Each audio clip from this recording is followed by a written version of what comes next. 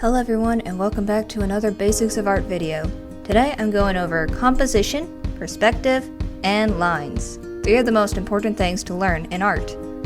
Regardless of if you're a beginner artist or you haven't drawn a thing in your life, you might have heard these terms before. Before we start on perspective, let's go through the different types of line pairs. To start off, there are 3 types of lines: horizontal, which is side to side, vertical, up and down, and diagonal or oblique, the crooked line. It looks simple now, but things get a little more interesting when we talk about the pairs. I know this looks like a lot of information, but it is good to know the names of each pair, especially when you're learning art. I'm sure you've encountered at least one of these pairs when looking through a how-to-draw book. We'll take it one at a time. The first pair of lines is called intersecting lines. This is the term used to refer to 2 or more lines crossing through each other. If you were to erase part of a line and still have the 2 lines touch, it is called a radial line. This is a special type of intersecting lines. When a horizontal and a vertical line crosses over each other, they are called perpendicular lines. Again, if you were to erase part of the line, you will get a radial, but it would be a perpendicular radial line. The last pair is when there are 2 or more lines that are exactly the same in angle. These are parallel lines. They can be vertical, horizontal, and everything in between. As long as they're going in the same direction, they are parallel. Even if they are intersecting another line, these are still called parallel lines. Now that the lines are out of the way, let's talk about perspective. I'll be working digitally, but everything still applies to traditional art. There are 5 types of perspectives: 1-point, 2-point, 3-point, 4-point, and 5-point perspective. Now what is perspective? At least the one I'm talking about. To put it simply, perspective is taking flat shapes and drawing them in 3D. Now you're probably saying to yourself, this isn't simple at all. The truth is, you can create beautiful art pieces using only the first 2 perspectives, and it's as simple as drawing a line and adding a dot. Let's start with 1-point perspective. First, we want to look at our page and determine where we want our horizon line to be, or you can call it the sky and ground separation line. So basically everything above the line we're looking up at, the sky. Everything below the line we're looking down, the ground. I'm going to keep mine around the middle.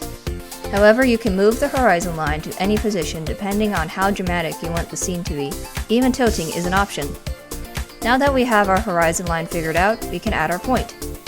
In 1-point perspective, we only have 1 point. Pretty basic, right? I'll have mine in the middle of the page for simplicity purposes.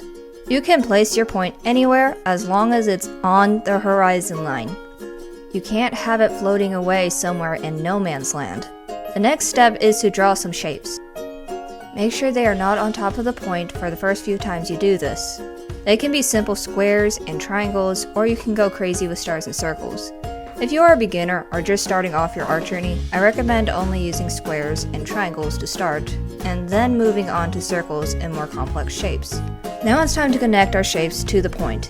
You'll take your ruler and connect each corner to the point so it looks like your shapes are coming out of it. Then to make it not as long, I'm going to cut their tails by drawing a line that is parallel to the side of the shape that is in front. We do this on all sides so we have a similar shape in the back. Now we can erase all the extra lines to finish our 3D shape. What's left is to color it, though I'm saving that for another time. Now that you know the basics of 1-point perspective, try doing different angles and sizes. 2-point perspective isn't much harder. In 1-point perspective, we're looking at a full side of an object, like a box or building. In 2-point perspective, you will be looking at the corner of this box or building. I used this perspective on my winter landscape picture. To start, we draw a horizon line and we'll put 2 points on the line. I recommend setting the points far apart. Now we draw a vertical line in between the 2 points. The next step is to connect the lines to the points.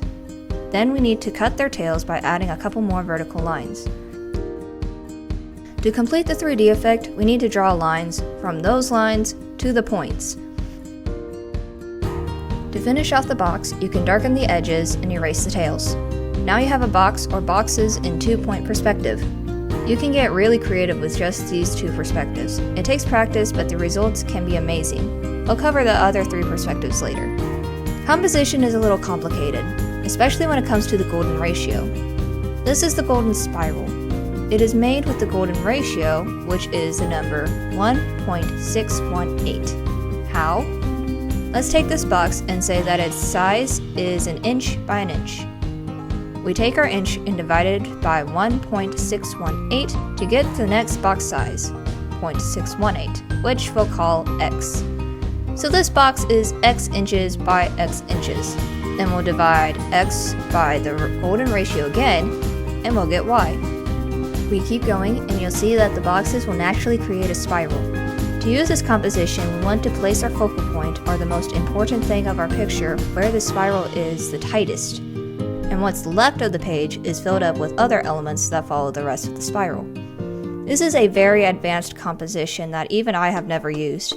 I want to eventually, I just don't know when that'll happen.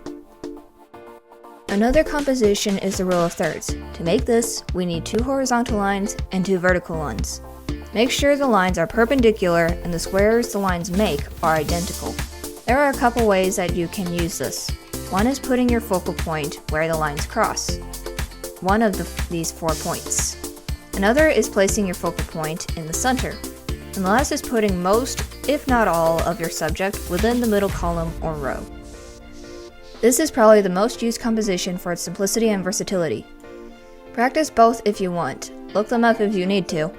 I recommend practicing the rule of thirds first, and you can practice your perspectives while doing it as well.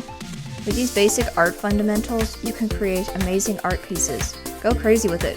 Experiment. This is your art. Do what makes you happy. With that said, enjoy the rest of the video.